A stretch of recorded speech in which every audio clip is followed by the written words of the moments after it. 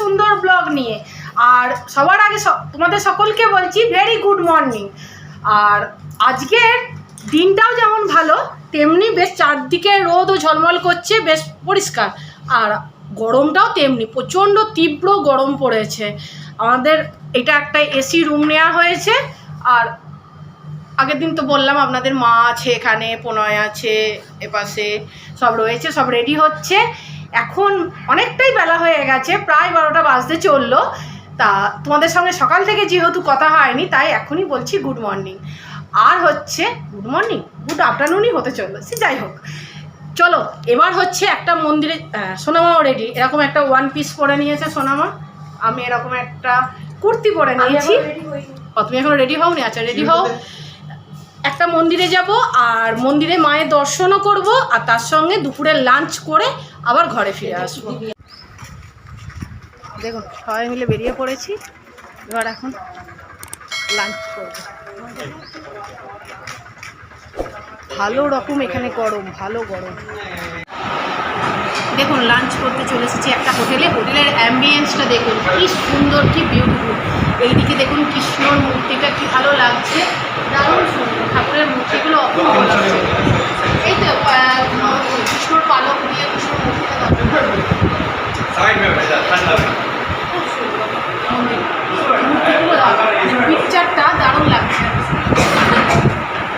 দারুণ। হোটেলটা খুব সুন্দর। হ্যাঁ পিওর নিরামিষ, এই হোটেলটা পিওর নিরামিষ, একদম পিওর ভেজ। খুব সুন্দর এখানটা, ভালো লাগছে।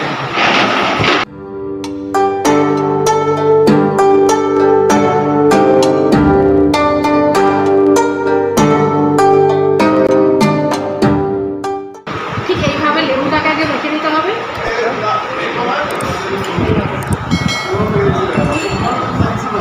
লেবুটা দিতে হবে।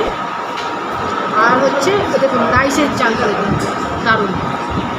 আর এইভাবে ডাল নিতে হবে, আর তার সঙ্গে এইরকম দেখুন আলু ভাজা, ঝুরঝুরে আলু ভাজা, অন্য লেভেলের ডাল, এরকম আলু ভাজা দিয়ে আর ভাত।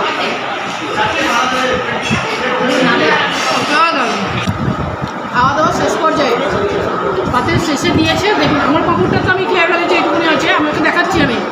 এরকম সবাইকে এক পিস করে পাঁপড়, আর হচ্ছে এরকম দেখুন আমের চাটনি।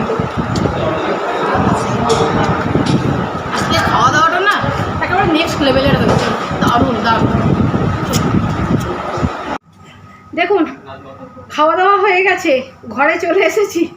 আর পাচ্ছে না, আমার সোনামাও পাচ্ছে না, আর আমিও আর পারছি না। প্রচণ্ড বাইরে গরম, পারদর্শী। আর হ্যাঁ, যে কথাটা আপনাদের সঙ্গে কথা বলবো বলে আবার ভিডিওটা অন করলাম, সেটা হচ্ছে খাবারটা এত সুন্দর খাবার, পুরো ভেজ খাবার, আর অতুলনীয় খাবারটা, একদম অতুলনীয়।